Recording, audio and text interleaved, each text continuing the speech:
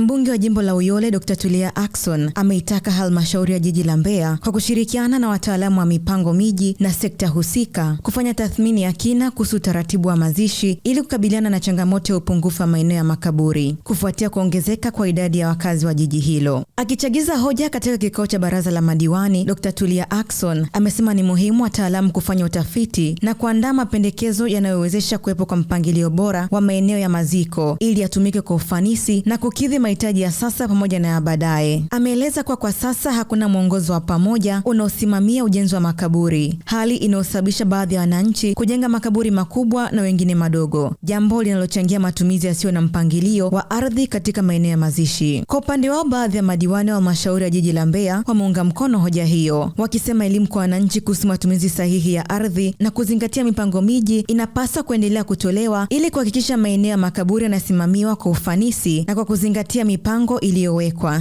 Unaenda kule makaburini, kaburi moja limejengwa kama nyumba, kaburi lingine ni dogo, sijui linaangalia uwezo gani. Sasa tusipofanya utaratibu mzuri, tutakosa mahali pa kuzikana, kwa sababu kila mtu anajenga ukubwa wa kaburi kulingana na uwezo alionao. Upande wa Mwasanga nimesoma hapa kwamba kuna eneo ambalo tumetenga kwa ajili ya maziko, lakini yako maeneo ambayo kwa sasa hivi tunaendelea kuzika wenzetu ambao wanatangulia.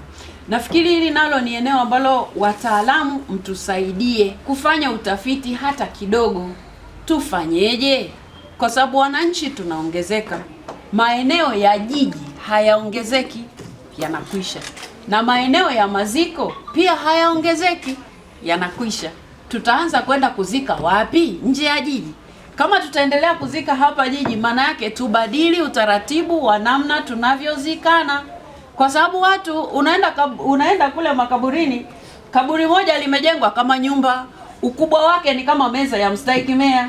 Kaburi lingine ni dogo, sijui linaangalia uwezo gani. Sasa tusipofanya utaratibu mzuri, tutakosa mahali pa kuzikana, kwa sababu kila mtu anajenga ukubwa wa kaburi kulingana na uwezo alionao. Mwingine anajenga kama ninavyosema ukubwa wa meza hii. Kweli mtu yule aliyelala mle ndani ana ukubwa wa meza hii jamani? Lakini yako makaburi na wote tunaenda huko kuzika watu. Sisi kama baraza ni kazi yetu, kama wawakilishi wa wananchi wametuamini, wametusogeza mbele. Wataalamu, jifunzeni kuhusu jambo hili. Tufanyeje kama jiji ili maeneo yetu ya maziko yapangwe vizuri, hata kama mtu anataka kujenga, lakini ukubwa wa kaburi uwe ni huo. Hata kama anataka kujenga, anataka kufanyaje, ukubwa ni huo.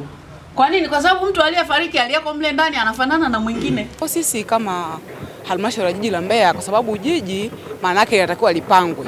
Sasa kama inatakiwa lipangwe, tunatakiwa pia tujipange namna gani ya kuyaweka makaburi yawe vizuri. Kwa hiyo mimi binafsi tumelipokea vizuri na tunatamani halmashauri yetu ya jiji la Mbeya sehemu za makaburi basi ziwe na usawa. Tukisimamia kwenye maeneo yetu tuliyotenga, basi itakuwa ni vizuri, kwa maana kusiwepo na kuzika kiholela.